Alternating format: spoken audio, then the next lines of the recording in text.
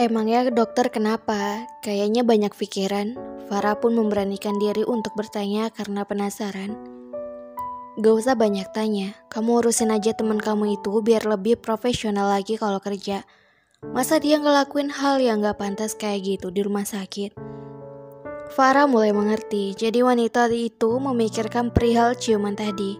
Apa dia merasa cemburu karena orang yang dia suka berciuman dengan perempuan lain? Farah berdeham pelan lalu kembali berkata, bukannya dokter Kaiden teman dokter juga ya? Harusnya kita sama-sama ngurusin mereka dong. Chelsea menatap Farah sarkas. Kamu pikir Kaiden yang mulai duluan? Dia pasti digodain sama teman kamu itu. Emangnya apa masalahnya? Toh mereka udah tunangan juga kan? Farah sengaja mengatakan itu sekadar ingin tahu saja jawaban apa yang akan Chelsea berikan. Tetap aja, hal kayak gitu kan belum boleh pantas dilakukan kalau belum nikah. Chelsea tambah emosi. Lu aja dulunya ninggalin dokter Kaiden bocah lain. Sekarang malah cemburu kagak jelas. Emang itu pantas? Farah menggerutu di dalam hati. Darahnya sudah mendidih dan mulut ini gatal ingin mengatakannya secara langsung. Tapi Farah masih waras, ia tak ingin mati sebelum waktunya. Kalau gitu, saya nggak bisa kasih solusi. Misi ya dok, banyak pasien yang harus saya tangani. Pungkas Farah lalu berlari kencang memasuki IGD. Revalina menutup telinganya rapat-rapat kala mendengar serangan pertanyaan heboh dari teman-temannya perihal ciuman tadi. Menghembus nafas berat, Revalina menatap wajah-wajah kepo di depannya ini sambil tersenyum paksa. Rafli, Farah, kalian salah paham. Salah paham gimana? Gue jelas-jelas lihat pakai mata kepala gue sendiri. Farah ngegas. Kok bisa sih, Nah? Lu yakin kan lu gak salah orang? Bisa jadi yang tadi itu jin yang menyerupai Kaiden. Rafli ikutan nimbrung. Revalina menggeleng lalu tersenyum lagi. Jawaban tak pasti itu membuat Rafli dan Farah jadi berpikir jauh tentang apa artinya. Keduanya juga masih syok atas apa yang terjadi. Apalagi Farah yang melihat secara langsung.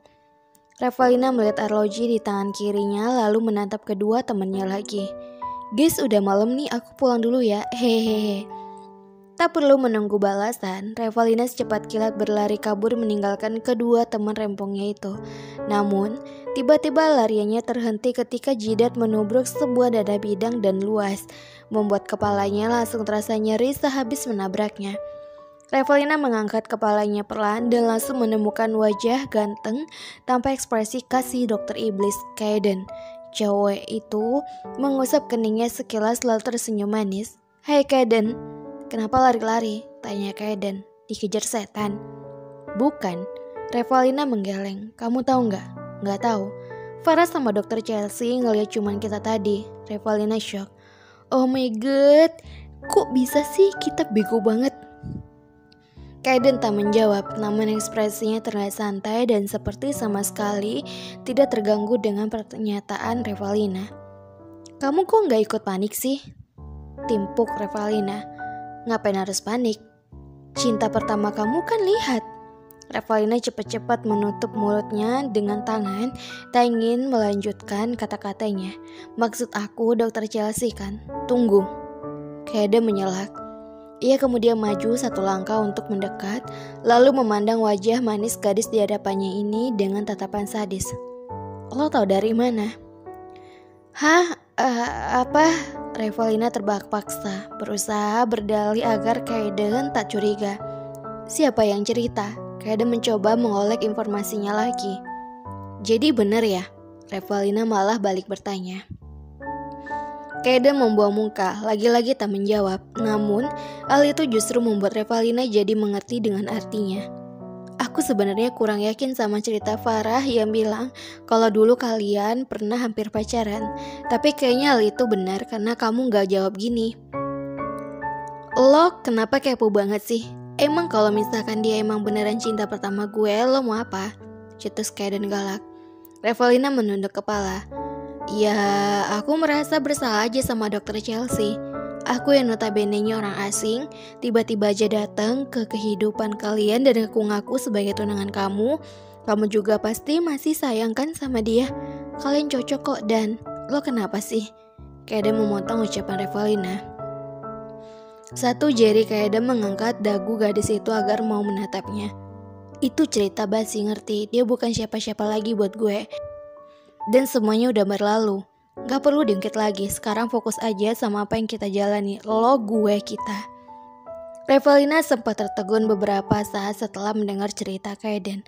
Sebenarnya dia cukup lega usai mendengar Kaeden yang tampaknya memang sudah melupakan cinta pertamanya. Padahal tadi pikirannya sudah menjalar-jalar ke segala arah. Dan sekarang hatinya dipenuhi oleh bunga-bunga cantik akibat perkataan manis Kaeden. Kata-kata pria itu seolah memberi Revalina harapan pada sosok lelaki dingin ini. Ikut gue. Kaeden meraih tangan Revalina dan langsung menariknya entah kemana. Tumben kamu gak naik motor ninja kamu?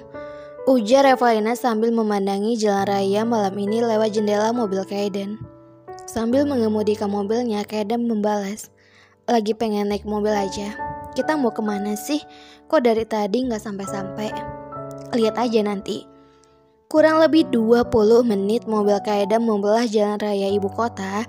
Akhirnya mobil putih itu berhenti tepat di samping deretan tenda-tenda yang tampak cukup ramai akan pengunjung meski waktu sudah menunjukkan pukul 11 malam. Loh, Revalina memperhatikan ke sekelilingnya lalu menoleh ke arah Kaeden. Ngapain kesini? Tunggu di sini sebentar. Kaeden melemparkan senyuman tipis sekilas dan langsung beranjak turun dari mobil. Ia berjalan memasuki sebuah tenda kecil, meninggalkan Revalina sendirian di dalam mobil dengan kening berkerut dalam. Dia bingung mengapa Kaeden tiba-tiba membawanya ke tempat ini. Tak perlu menunggu lama. Cowok dengan jas putih bersih yang masih melekat di tubuhnya itu mulai muncul dari dalam tenda sambil membawa 2 styrofoam di tangan kanannya. Kaeden kembali masuk ke dalam mobil dan seketika itu juga semerbak khas dari bau bumbu kacang menyergap indera penciuman Revalina. Cewek itu memegangi perutnya yang mendadak berbunyi nyaring akibat lapar. Kemudian menyengir malu. Itu apa? Revalina sedikit memajukan kepalanya, berusaha mengintip isi styrofoam itu. Batagor. Kaeden memberikan 1 kotak styrofoam tersebut pada Revalina dan mulai memakan batagor miliknya sendiri. Wah, Kaeden suka makan batagor juga ya ternyata. Revalina melap batagor tersebut dengan senang hati, dengan bibir yang tak hentinya mengukir sebuah senyuman ceria. Dulu nyokap sering beliin, saut Kaeden. Oh, Revalina manggut-manggut sendiri. 2 menit ditelan keheningan, Kaeden akhirnya buka suara lagi. Nah, iya. Revalina menoleh ke samping kiri tempat Kaeden duduk. Itu belepotan. Kaeden menunjuk wajah Revalina untuk memberi petunjuk. Oh, cewek itu mengusap sudut bibir kanannya. Yang ini ya? Bukan di situ, satunya. Revalina berpindah menyapu sudut bibir kirinya dengan jari. Bukan juga. Terus di mana sih? Kaeden bergeming selama beberapa detik. Dia hanya memandang kedua bola mata Revalina dalam tanpa arti jelas dari tatapan itu. Jangan kaget. Kata-kata Kaeden makin membuat otak Revalina bekerja dengan keras untuk berpikir apa maksudnya. Belum sempat ia mencerna maksud dari kalimat Kaeden sebelumnya, tiba-tiba Revalina merasakan ada sebuah benda hangat dan kenyang menyentuh pipi kanannya. Kedua mata Revalina lantas terbelalak kaget bukan main. Mulutnya sedikit terbuka. Jangan lupakan kotak styrofoam berisi batagor yang kini telah terbang dan mendarat di lantai mobil hingga menjatuhkan seluruh batagor beserta bumbu kacangnya.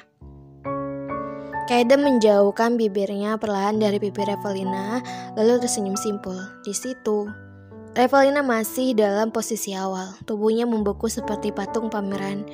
Mulutnya masih senantiasa terbuka, bahkan semakin lebar. Ia mengerja beberapa kali, masih tak percaya dengan apa yang terjadi barusan. Nah, Kaeden melambaikan telapak tangannya tepat di depan wajah Revalina. Perempuan itu pun tersadar. Ia segera mengusap pipinya dan meneguk air liurnya dengan susah payah.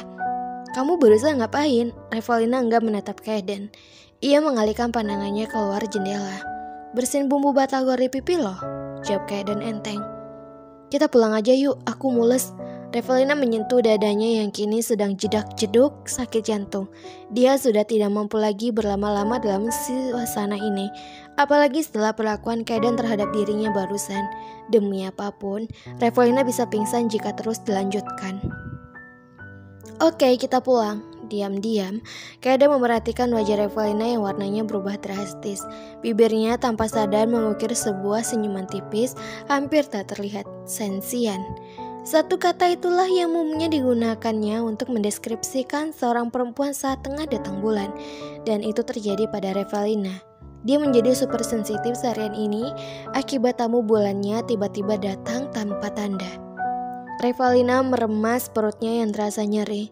Tulang rusuknya seperti dilindas hingga remuk dan perutnya yang sakit seakan ditusuk-tusuk oleh pisau.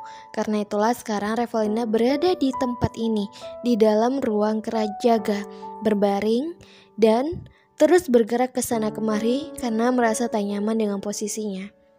Revelina sampai meminta Rafli untuk menggantikan dirinya saat operasi.